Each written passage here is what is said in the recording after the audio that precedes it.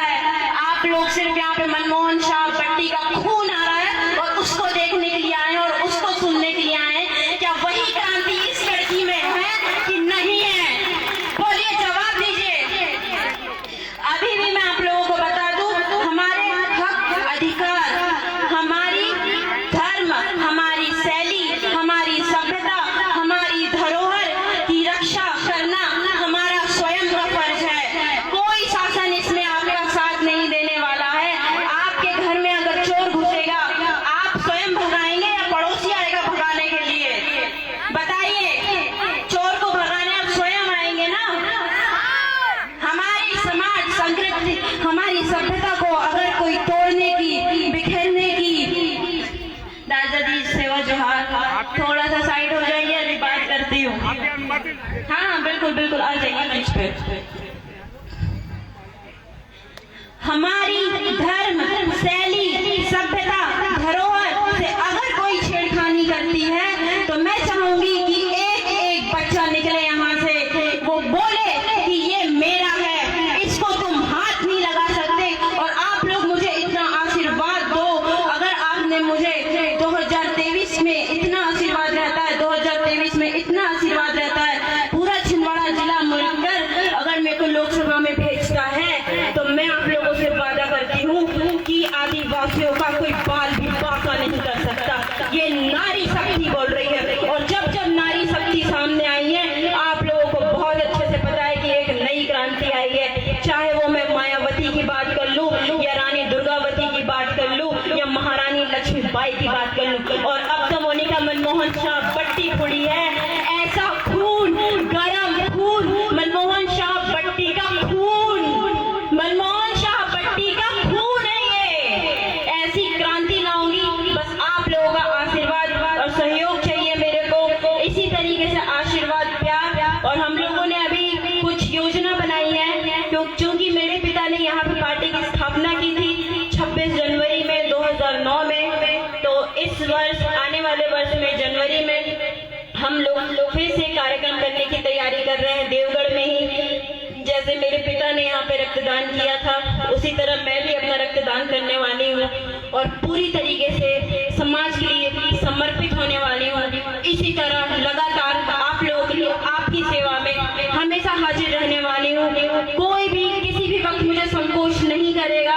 मनमोहन शाह बट्टी ने ऐसा नाम करके गया है कि एक फोन में काम होते हैं। मनमोहन शाह बट्टी का बस नाम बोलूं कि मोनिका मनमोहन शाह बट्टी बोल रही हूँ, एक फोन में काम होते हैं। इसलिए ये जो ताकत हमको, जो आपके नेता ने जो देखे गए हैं, मेरे पिता ने जो मुझे देख के गए हैं, उसे कम मत समझना, ना ही कभी कमजोर होना, ना कभी अपने आप को अकेला समझना। मैं बहुत अच्छे से समझती हूँ कि हमारे ऊपर से जब एक छाया जाती है तो हमें कैसा महसूस होता है। मुझे पता है, मेरे ऊपर से पिता का साया गया है। आप लोगों के पिता ही थे, आप लोगों के समाज के संरक्षक थे, जो 20 सालों से लड़ रहे थे हमारी संस्कृति, हमारी सभ्यता, हमारी भाषा के लिए। भाषा की आवाज उठाई, आपको पता चला कि उसे लागू होने वाली है बहुत जल्द। हो सकता है कि अगले वर्ष वो स्कूलों में लागू हो जाए। गोंडी भाषा को मान्यता दे दी गई है।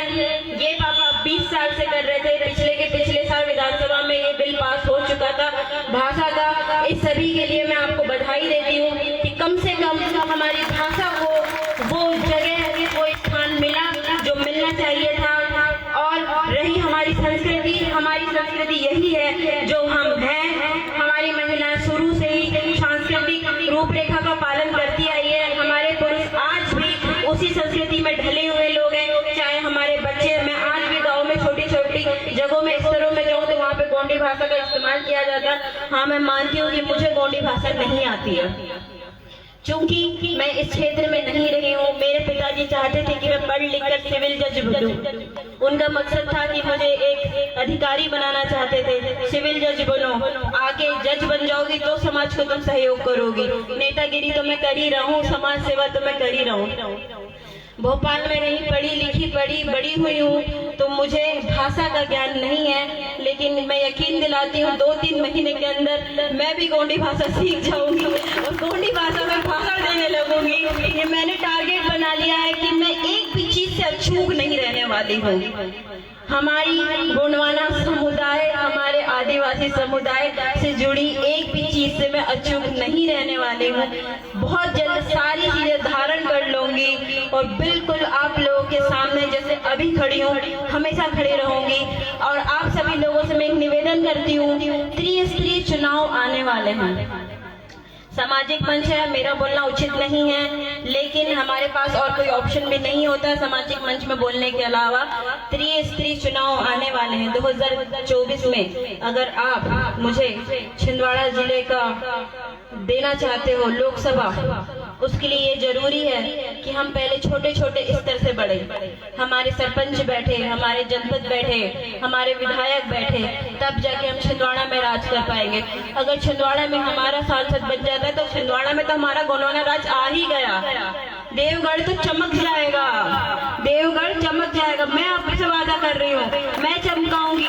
यहाँ पर अभी जो देवगढ़ की जो स्थिति है, जो स्थिति दिख रही है, मुझे नहीं लगता किसी भी धर्म समुदाय के ऐतिहासिक जो उन लोगों के संसाधन है या उनकी धरोहर है, उनकी ऐसी हालत होती होगी जैसे हमारे ऐतिहासिक धरोहर की आज हालत है। आप चाहे कचारगढ़ में जाके देख लो, आप चाहे देवगढ़ में जाके देख लो, एक सफाई कर्मचारी तक नहीं है। आप है यहाँ के अध्यक्ष देवगढ़ के, आप सभी लोग मुझे वादा करें, हफ्ते में एक दिन हर घर से एक व्यक्ति की ड्यूटी लगेगी, 2 व्यक्ति एक एक घर को उठाइए, साफ सफाई बढ़िया चालू कराइए। हमको खुद ही सजाना है, देवगढ़ किसी का नहीं है, हमारा स्वयं का है, हमारे राजाओं का है, उनने हमारे लिए छोड़ के गए हैं। वो हमारे लिए राज है, वो हमारा।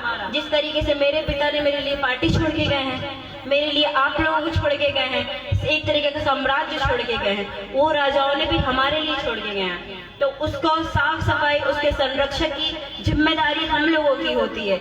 यहाँ पे उपस्थित सभी लोगों से मेरा निवेदन है कि समय समय पर किले में जाइए, थोड़ा ध्यान दीजिए, थोड़ा रौनक लाइए वहाँ पे।